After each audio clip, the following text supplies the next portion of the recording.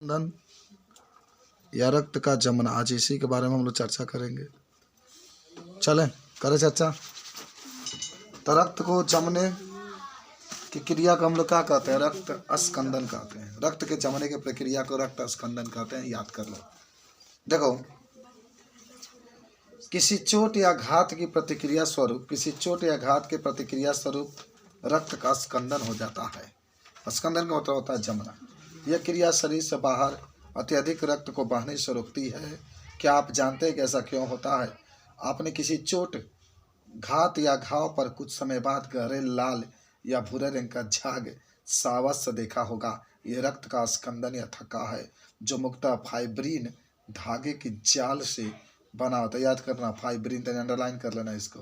Fibrin underline करो। Fibrin धागे के जाल से बनता है। इस जाल में मरे तथा क्षतिग्रस्त संगठित पदार्थ भी उलझा रहता है। संगठित पदार्थ किसे कहते हैं? ये भाई ये पढ़ी होगा, याद है।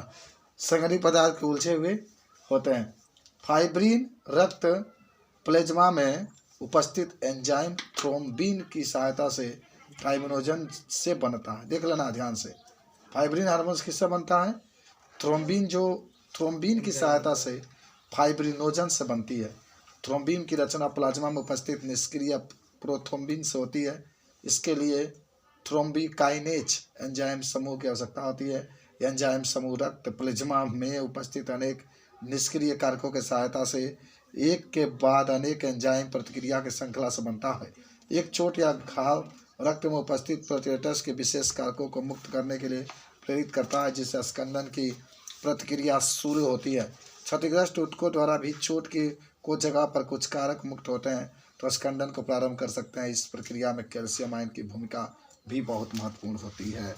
तो कुछ बात हम लोग जाने।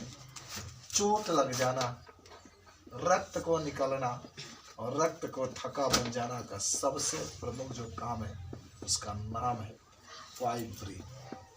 फाइब्रिन जो हार्मोन्स होता है, एंजाइम होता है या प्रोटीन कहिए, यह रक्त को थका बनाने में सबसे अहम भूमिका निभाता है। फाइब्रिन का वर्क क्या है? फाइब्रिन जो होता है, जब किसी व्यक्ति को चोट लगता है, रक्त बाहर निकलने लगता है, तो रक्त को, एक आपको बताया गया कि फाइब्रिन धागे की तरह, एकदम एक धागे की जाल की तरह उसके ऊपर लाल या भूरे रंग का छेप बनते हुए आपने देखा होगा। कहीं भी आपको चोट लगता है तो याद करिए, कहीं भी चोट लगता है तो आप देखते होंगे कि उस पर एक लाल या भूरे रंग की और छेप का परत बन जाता है, जिसको आप क्या कहते हैं?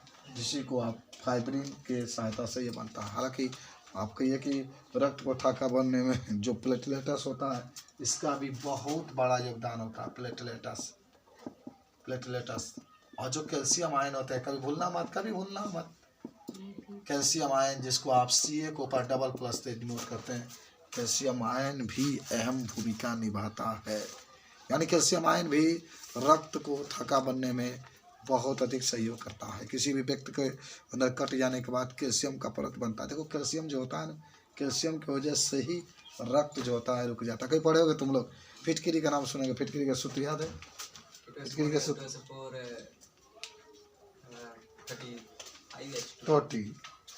टोटी कहाँ से आ गई?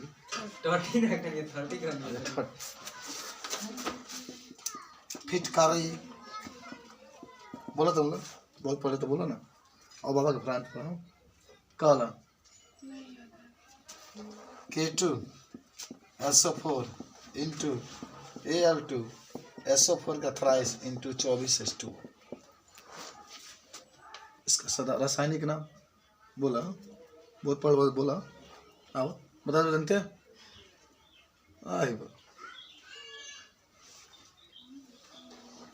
पोटेशियम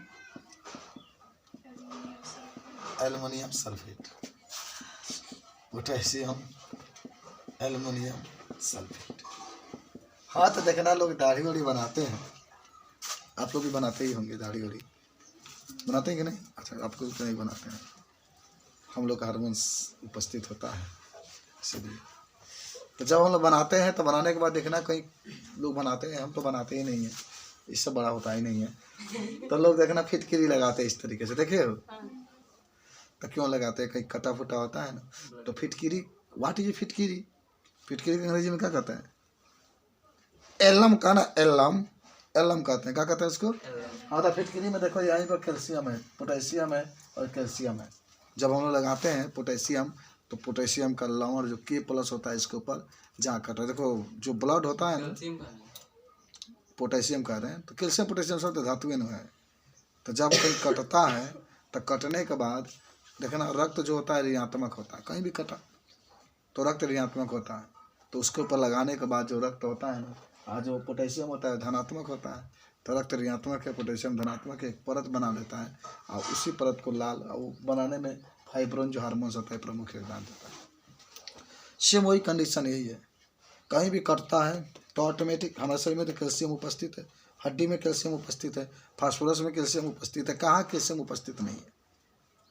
रक्त में भी कैल्शियम उपस्थित है। तो कहीं जब रक्त कट जाता है तो रक्त ऋणात्मक होता है, निकलने की कोशिश करता है, उसके बाद से तुरंत कैल्शियम वहाँ पर पहुँचेगा। तो कैल्शियम तो प्लस में होता है, रक्त ऋणात्मक होता है, वो एक परत बना लेता है, वही जो भूरे रंग के या लाल रंग के परत होता है, वो परत जब बना लेता है तो परत बनने के बाद जो रक्त होता है बाहर नहीं निकलता है। कभी कभी चोट लगा, तुम लोग चोट लगा है, घाव निकला है, हाँ मान ब्लड निकलता है, लेकिन एक परत हो जाता है, फिर खोदते हो ना, फिर भल भल दिखता है, देखते ही होंगे तुम लोग। तो खोदो भलभला के बिगेगा, खोदो भलभला के मुझे नारिये बहुत तक रक्त के समझो। तो ये सब होता है, तो इस ये रक्त स्कंदन होता है। तो लिखो कि जब चोट लगने, पूरा लिखना पड़ेगा आपको, तो लिख लेना, पहले लिख लो तब लिखना। जब चोट लग जाता है तो शरीर से रक्त बहने लगता है, रक्त बहने लगता है। उस रक्त को जब थक्का बना देते हैं, थक्का बना देते हैं तो इसे आज रात भर पढ़ना है, सोना नहीं है, तुम अभी हिम्मत हार जाओगे, छोटे छोटे हो तुम लोग कितना। तो इसे रक्त का स्कंदन कहता है, स्कंदन। तुम हमारे कमरे से दिखा देकर पढ़ते, देखो मैं पढ़ रहा, तुम लोग सो रहे हो। रक्त का स्कंदन कहता है। अच्छा चलो, स्कंदन कहते हैं।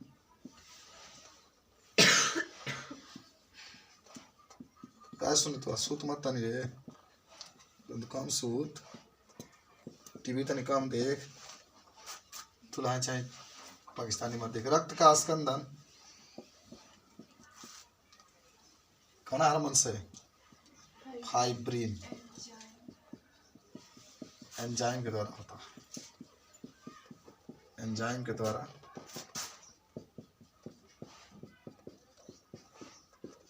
रक्त का थका, रक्त का थका कैल्शियम के द्वारा भी होता है,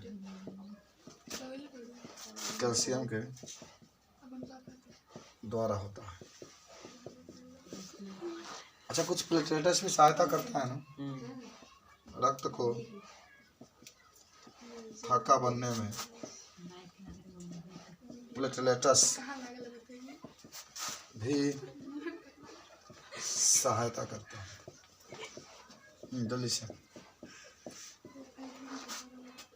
तो कभी भी आपके रक्त के बारे में कोई पूछे तो बता दोगे तुम लोग?